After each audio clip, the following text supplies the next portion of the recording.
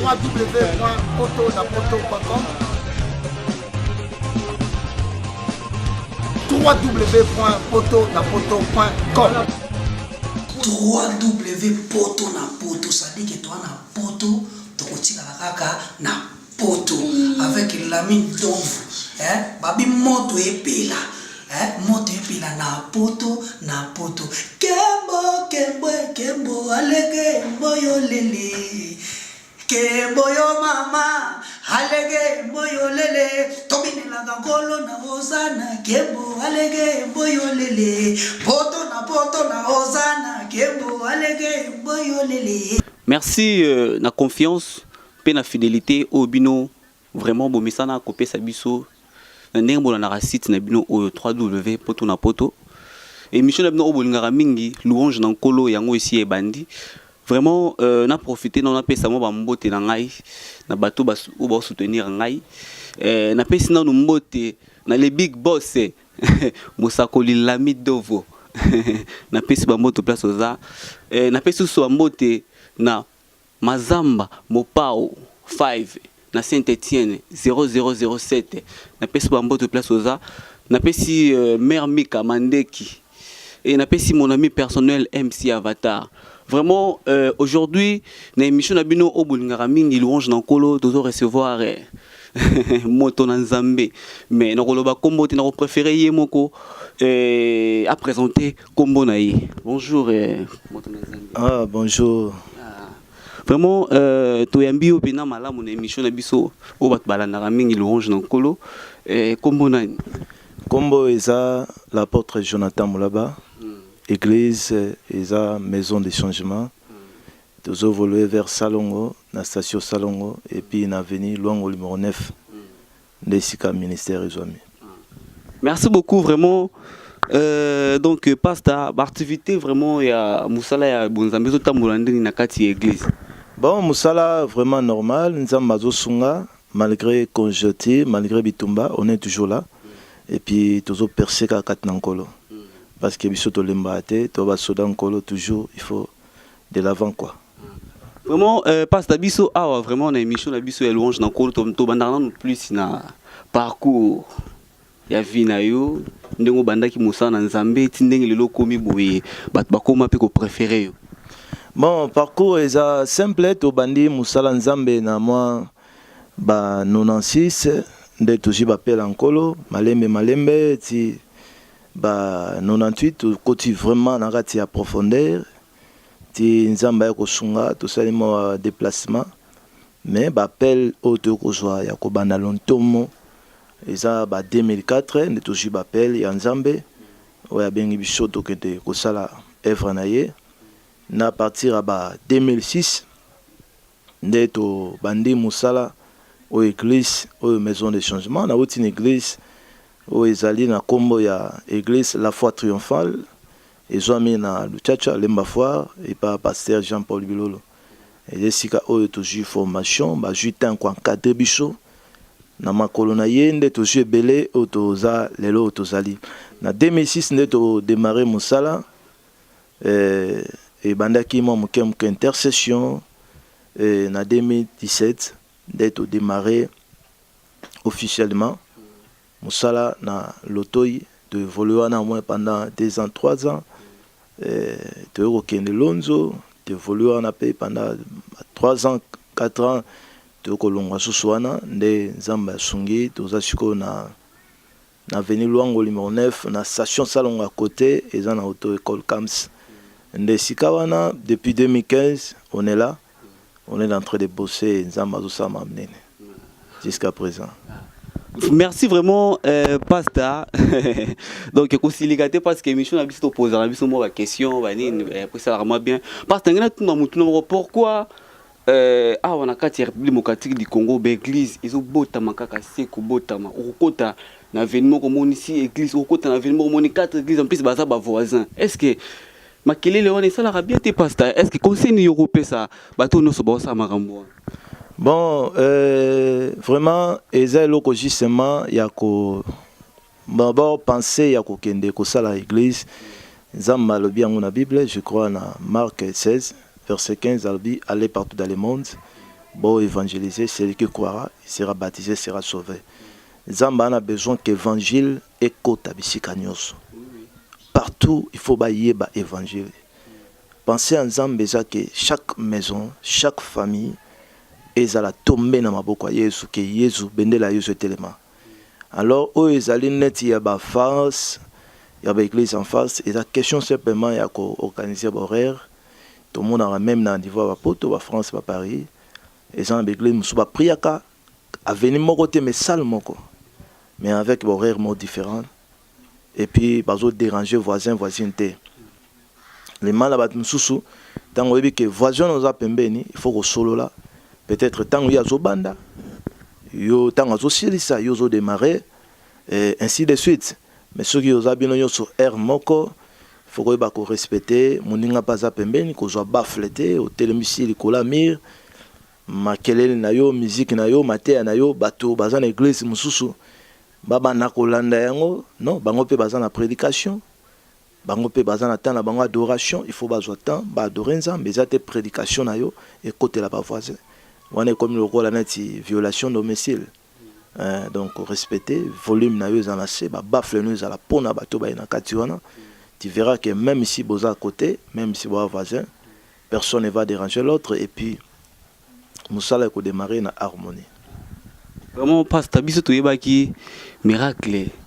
Yesu kutu tango imorano sa miracle to mona ki bande ko mona biluko bande ko bimate mais to mona ba pasteur ebele ba mi ko sa miracle ba bande ko bimisa banguma bande ko bimisa mona kaza masanga bande ko bimisa bambongo est-ce que makambo na vraiment est-ce que miracle wana vient pasteur yo po osala ka ngo bien ndenge bon na biloko wana biso tozana modèle na biso da Yesu yende a modèle na biso batu nyonso na bibolobi Bao Baeki Avanga, puis après moi, ce sont des voleurs. Et le véritable, ils ont Jésus. Alors, ceux qui biso toko lukato sala, il faut to lukato sala dans le modèle naïe et selon la parole de Dieu. Sur la parole de Dieu, le but que babimisaka mutu bambisité, bangumate. Bon, biso pourquoi to luka bangume bima, ba sete bima, ba miselekete bima, ok. Délivrance, c'est le mot physique, mais délivrance, c'est spirituel. Bible, nous n'avons pas à lutter contre le sang et la chair, mais nous avons à lutter contre les esprits mauvais. Contre l'esprit. Comment on a vu ça? Ils ont la dimension physique, mais ils ont la dimension spirituelle. Ils ont la dimension. Mais quand on a banzoto, nguma, libanga, ebimi, tout ça, ce sont des choses où peut-être bangomo baebe sikani les emela. So pasteur conseil nini okope ça na ba pasteur bazo sala makambo. Bon conseil ko zalelo moni tokomi na batu ebele oyo muso adaki na nganga mais amoni ke nganga simba lisuté batu ayebi nzambe alors pour azwa batu il faut la ta kazaka ya prophète apôtre docteur et tout consort mais okomona ke ba pratique azo sala ya ba pratique nzambe te ya ba pratique oyo tango bato yebaki nzambe te ezalaki otrouver auprès ya ba magicien auprès ya banganga mais loko bato ba comprendre l'évangile et bato wana pe ba comprendre so batika na ba stratégie wana ba zo bato te il faut ba la ta kazaka ya pour soi-même mais bible lobi boko reconnaître bango na misana bango cela veut dire na ba œuvre au kabaosa ba acte aux opposés tu remarqueras que ça c'est un féticheur ça c'est un magicien et conseil de repé sabango ezaka tout tambola no banga nzambe oui c'est essentiel ezako préparer bato pour le royaume des cieux c'est ça ce qui est le plus important dola ki sabatu mingi mbongo te dollar te parce que c'est pas ça qui est le plus important bible zolo ba chercher vraiment le royaume des cieux ko pasteur vraiment na ba miracle wana nyonso oyo ba pasteur mo bazo sala nzamba zo mona ngote vraiment. Bon, moni même Bible bi natin souka diable a kosa ba miracle belé capable même de séduire ba bengami ensemble les élus de Dieu. Mais Bible bi boko reconnaître bango na misala na bango mais nzambe atiki temps oyo et ils attendent diable azo sa musala ye et nzamba nzamba temps mettre les temps et circonstances nzamba respectera temps et puis que diable en attend mais temps nzambe pe sali Jésus et moi, dans la Bible, mon temps n'est pas encore venu, mais pour vous, votre temps est là. Cela veut dire, ils ont atteint un bateau, et on atteint un diable, et on a vu un moutou. Ils ont aussi atteint un zambé. On atteint un zambé, et il y a un téléma, à juger ma ramio soana. Mais ils attendent à bango, au basala, au diable à zosala, parce qu'ils attendent. Ok. Au pasteur, il y a un programme à l'église, il y a un programme à l'église. Bon, le programme église, aux Alakawana, chaque mercredi, tu auras une prière à délivrance, et dimanche, tu auras une kit d'adoration, 9h à 12h.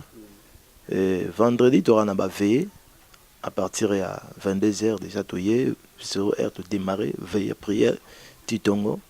Et puis, reste un programme sur mardi à l'intercession. Et puis, jour moussou, donc, jeudi, vendredi, tu es mardi, tu es Merci vraiment, Pasteur. Donc, qui peut tout tirer moi micro, au télévision, moi, les Lobananzambé pour et ça là-bas, téléspectateurs bien, et ça là-bas. Donc, Bananzambé, donc, bien. Ok, merci beaucoup, Pepe Nzambé. Et là, on a reçu un abisso, n'engé banego batuninga ba question awa. O ça le plus important, et ça le royaume des cieux. Tout le temps, on a pied matérialité. Moi, Nzambé, aza o alukaka non ba bien matérialité, aza alukaka o isa bokonza likolo. Vous savez, tant que bokonza likolo jiango, les restes c'est facile. Moni na combat ya via mutu, tant que zongo bundo longa, ko banana le plus faible était parce que j'ai tembelé. Banana le plus fort, le quoi David. Abi, son abani ko landa ba Philistin aussi matin. Maintenant là nanan homme fort. Et que tant que Goliath a tombaki, ben mais bibi tous les Philistins bakima qui peut combattre chez la qui. Yango, sur le ba combat vina yo mettre fin. Tchanzamba première position. Lokana no bokonza likolo. Et bah reste wana erosia loka ba ema bibo beza matabisi ba voyage ma bénédiction ba guérison bibo lobini ici le fils de l'homme est élevé vous saurez de qui je suis Yesu soka tombo mikati na yo okoye bananu azali mais tant Yesu tombo mete Yesu sur première position te o Nzambe sima makam na oche liboso c'est alors que tu choix parce que eloko nyonso Nzambe azali liboso te eloko wana eza na venir te. Yango Bible zoba 100 mois vous ne pouvez rien parce que Nzambabi ngana étape bino nazan c'était bino ba étape na ye moko jamais akoko bota ba fleur akobota ba fruit et Seigneur azala connecté na nzete ou eza Yesu Masia yabi je suis les vrais steps et vous êtes les étapes jamais koko bota mbuma so que za connecté na nzete nzete wana eza Yesu Masia Yesu ko za connecté na ye c'est alors que bat boko mona bon Nzambe katina yo mais une fois on a déconnecté parce que ozomona nzete pe koma étape ko koma na lendo bimisi ba fleur la si ba mboma moni ke akoki a se déconnecté akoko telema pe na nzela na yemoko OK jamais étape telema na ngomoko il faut toujours la connecter na nzete za Yesu Masia zala connecter na Yesu Masia nde okobota ba mboma na misala na yo okobota bambuma na libota na yo okobota bambuma na nyonso kosala tu verras que Nzambe akocha loboko pe résister kozala biobi David na nyonso bana kosala ebana ko simba pe bana ko réussir pourquoi parce que Dieu est avec lui na lingi Yesu wana oya mena ndaku na yo esikoza na salon wana yamba Yesu pesa vino na Yesu Masia et Yesu ka koti bibolbi Yesu soka koti kat na yo si le Christ vous a franchi vous serez réellement libre.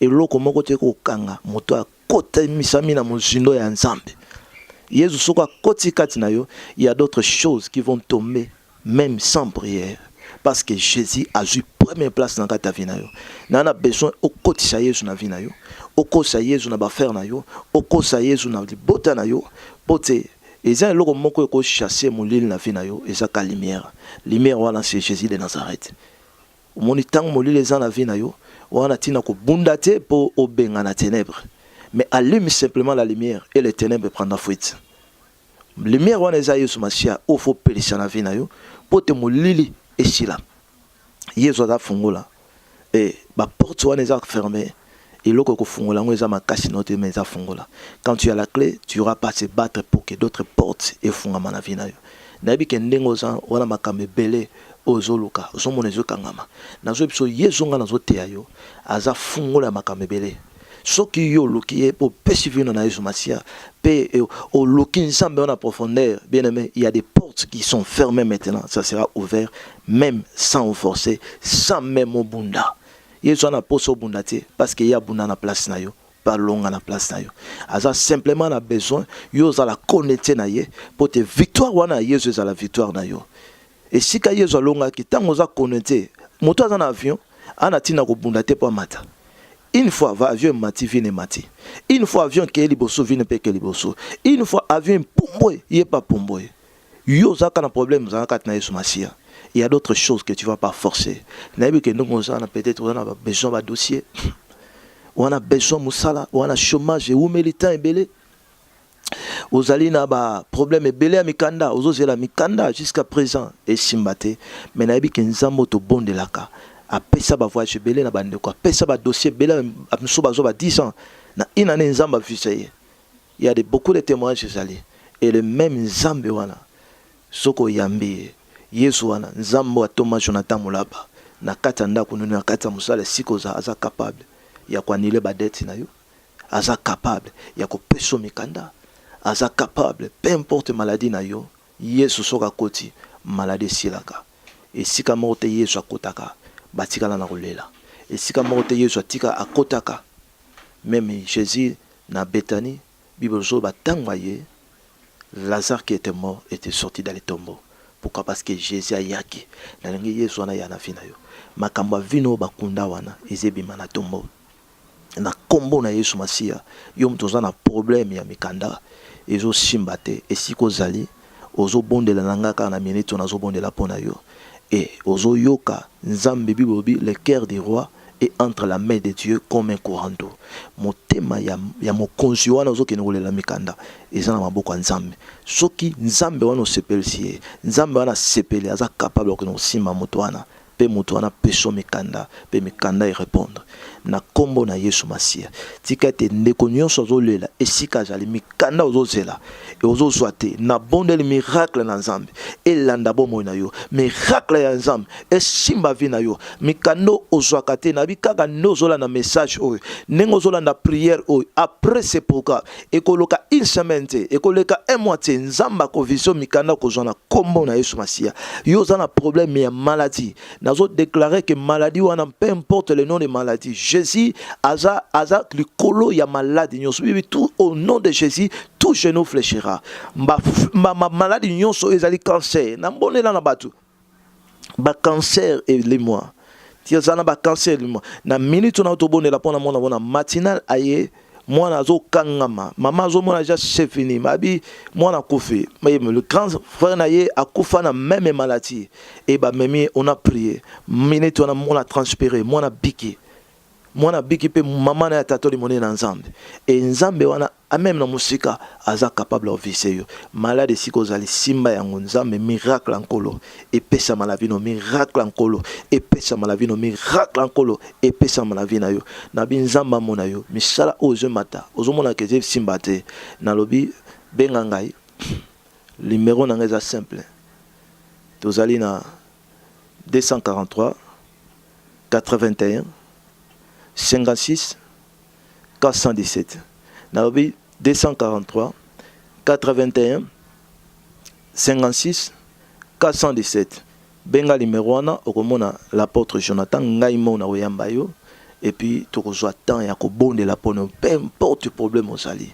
nzambo abiso azosala ezana bato ba yoka te bazo yoka tozana tante to mema bango nyonso wa pona baya kotala makambo nzambo asali kat na biso mais to saka publicité Yesu Masia parce que yenda le kenyonso mais nozo biso Yesu wana ou asala ki na bande ko wana azape capable osana vina yo et lelo sokondimi benga la numéro oyo peu importe sika ozali loboko nzambe ya musika te Yesu akina posa akota na tombeau te pour Lazare bima simple parole ya Jésus et bimisa ya Lazare dans les tombeaux simple parole au ngana kwa annoncer le los enterré tu vois que tout ne marche pas dans ta vie c'est comme si vina yo et je mon comme zo mona na tête tu es oublié partout tu es dans les tombes et Jésus par une seule parole de Dieu tu peux sortir dans les tombes loba benga musala nzambe aloba likola problème à vina yo bien-aimé nzambe a respecta kaba parole à basala nzambe ko kimate yakambango belela après numéro à mission Hollandi belela et tokoyambayo et miracle nzambe za permanent kaka moment na zoloba tu peux nous appeler et nous allons prier pour toi, tu vas témoigner la main de Jésus dans ta vie. Merci Kola Pambola. Voilà, donc on a dit que la mateya ya moto na nzambe et ça les bino bien té oya roboya on mitali vraiment pasta to comme na biso na suka yo moko yo biga ka télé et ça le kambu ya temps internet peut donc et ça le kambu ya temps pour batba ba temps hollandais yango ya moni tout ça là moi 15 minutes 20 minutes pour ça là moi bien ce que lilo basuke ko sala nini na bana nzambe nyonso bazolanda yo na minute oyo. Bon bana nzambe nyonso bazolanda ngai na temps oyo eza temps oyo to ningana te. Il y a le vrai miracle et ça les quatre na Yesu Masia.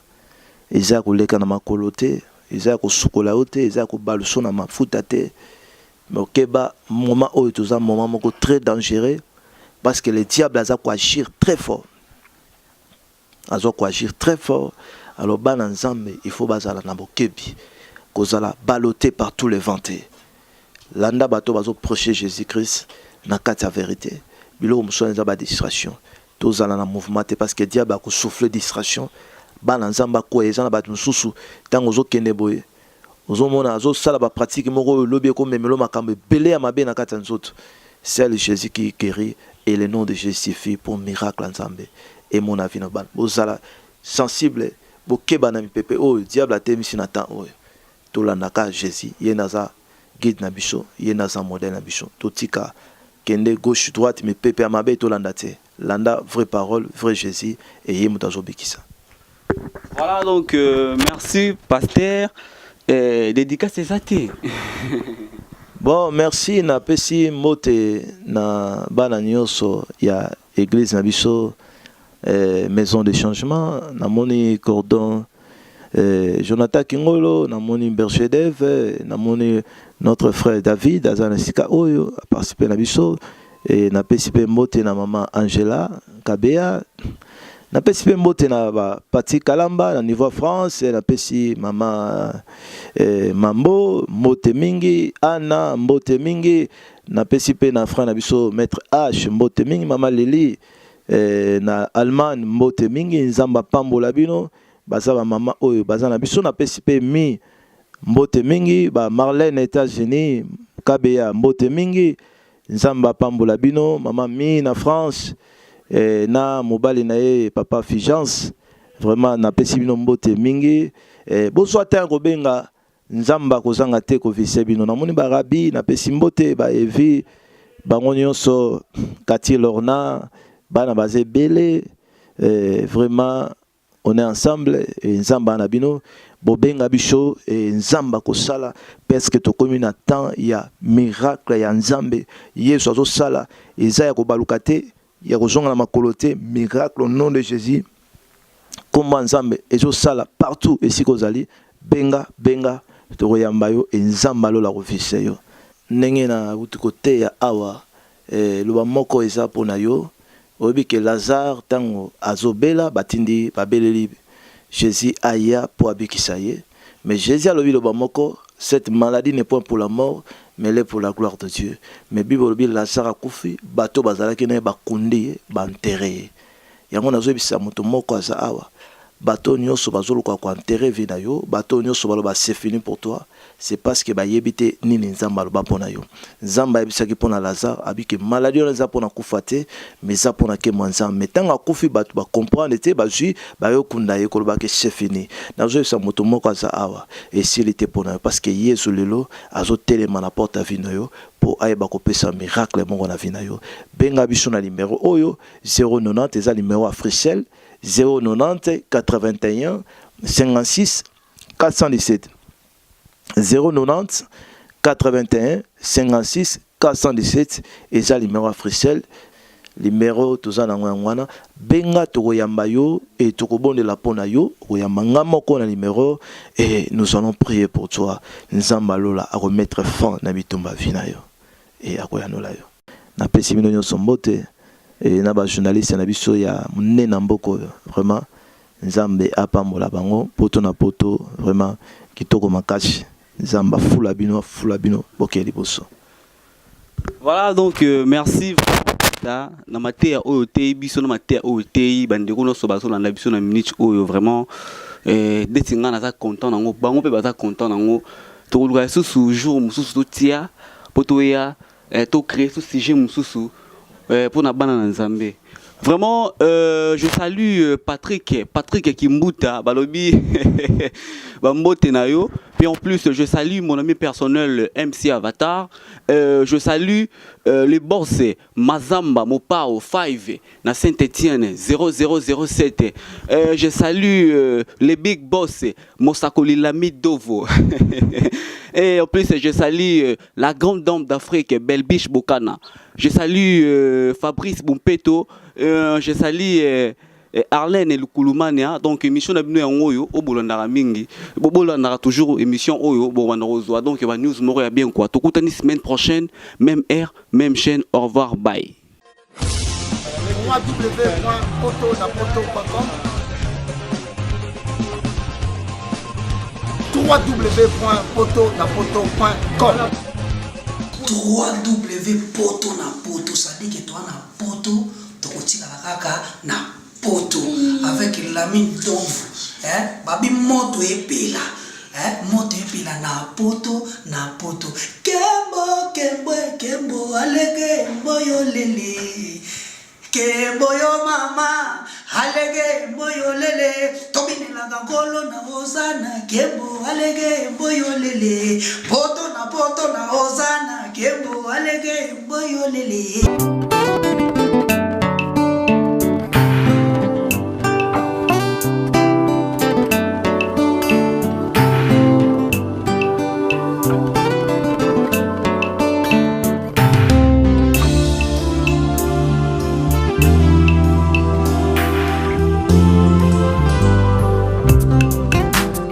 La salle Lovely's vous accueille dans un cadre exceptionnel tout au long de l'année.